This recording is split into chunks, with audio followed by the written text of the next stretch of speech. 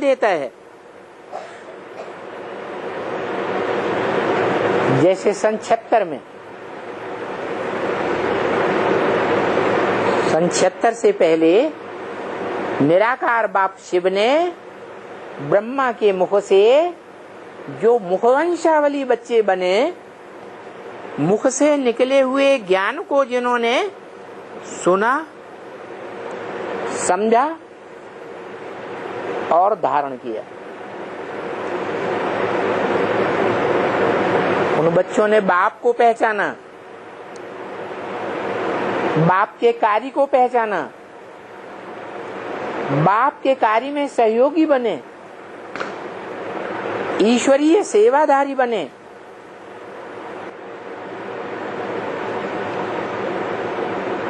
ईश्वर को पहचानेंगे तो मददगार बनेंगे या बिना पहचाने मददगार बनेंगे? है?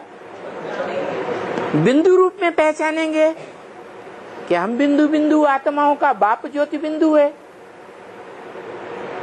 तो पहचान में आएगा। क्यों? है? क्यों नहीं पहचान में आएगा?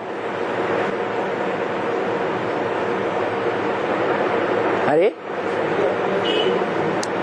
सभी आत्माएं ज्योति बिंदु तो हैं, लेकिन सभी आत्माएं ज्ञान का अखूट भंडार थोड़े ही है। तो पता कैसे चलेगा कि वो अखूट ज्ञान का भंडार है ये ज्योति बिंदु? स्पेशल ये ज्योति बिंदु है, ये अखूट ज्ञान का भंडार है। ब्रह्मा कुमार कुमारी कहते हैं गोल आकार बनाओ, उसमें बिंदु रख दो, चारों तरफ 32 गुण लिख दो, वो है गुणों का भंडार, ज्ञान का भंडार। अरे ज्ञान का भंडार होना अलग बात और गुणों का भंडार होना अलग बात। गुण दैत्यों में नहीं होते, गुण देवताओं में होते हैं। जो दिति की औलाद हैं वो दैत्य हैं।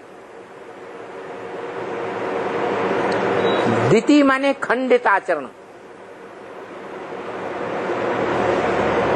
भ्रष्ट आचरण, और अदिति माने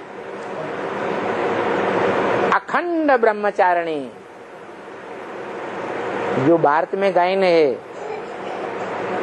मर्यादा पुरुषोत्तम राम का,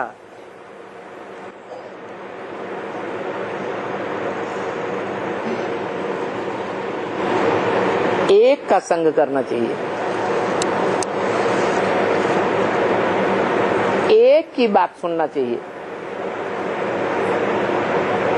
एक से ज्ञान सुनना चाहिए। अनेकों से सुना तो भी विचारी ज्ञान हो जाएगा।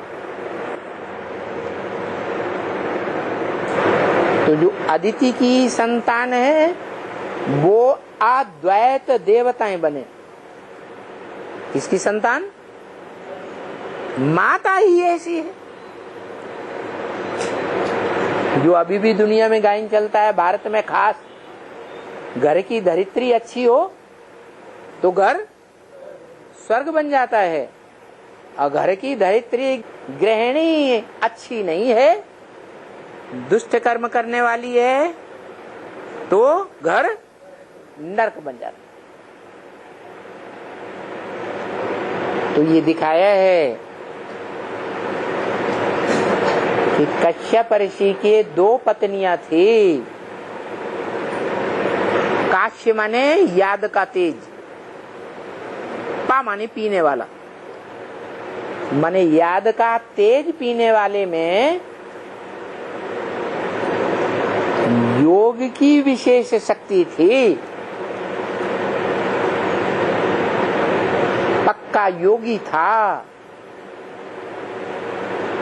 योगीश्वर था। योगियों का ईश्वर, जिसे राम भी कहा जाता है। रम्यते योगिनो यस्मिन् इति राम,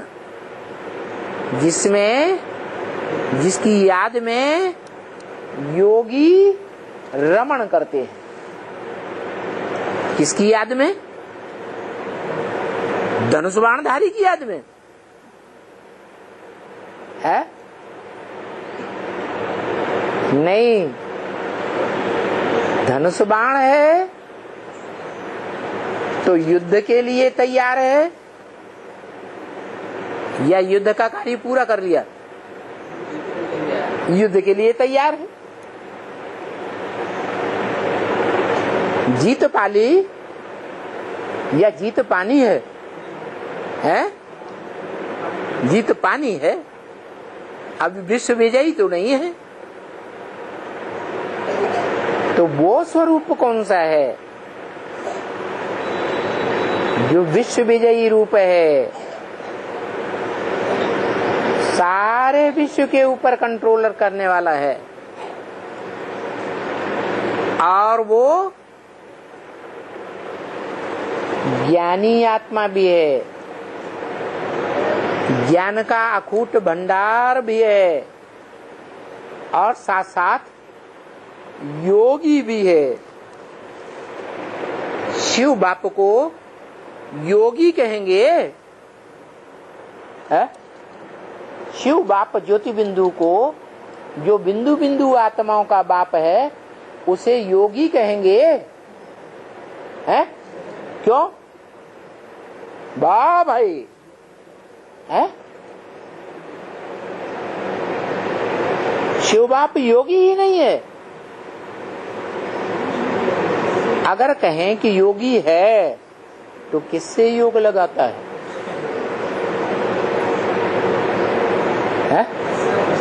जवाब आएगा? नहीं आएगा। अरे उससे तो ऊंचा कोई है ही नहीं, वो तो सबका बाप है, उसका कोई बाप नहीं। मनुष्य सृष्टि में सभी मनुष्य आत्माओं का, धर्म पिताओं का भी जो बाप ग्रेट ग्रेट ग्रैंडफादर है, जिसे बाबा कहा जाता है, उसका भी बाप है। मनुष्य सृष्टि के बाप का भी बाप है, परंतु उसका कोई बाप नहीं। वो सुप्रीम फादर है। फादर इस टाइटल में उसकी सुप्रीमेसी है, उसके ऊपर कोई वर्षा देने वाला बाप नहीं है। हाँ, ये जरूर है जो गीता में भी कहा है, नहीं ज्ञान सदृशम पवित्रम इह विद्यते। ज्ञान के समान यह संसार में कुछ भी पवित्र नहीं है। और पवित्रता की ताकत से ही दुनिया के सारे कार्य संपन्न होते हैं।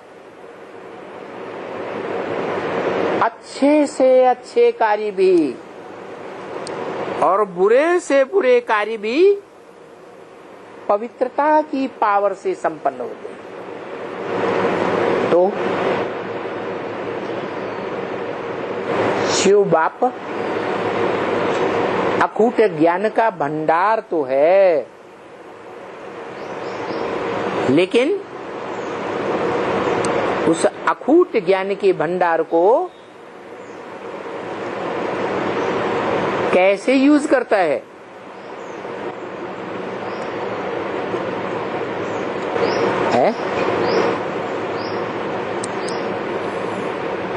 बाप है या नहीं है?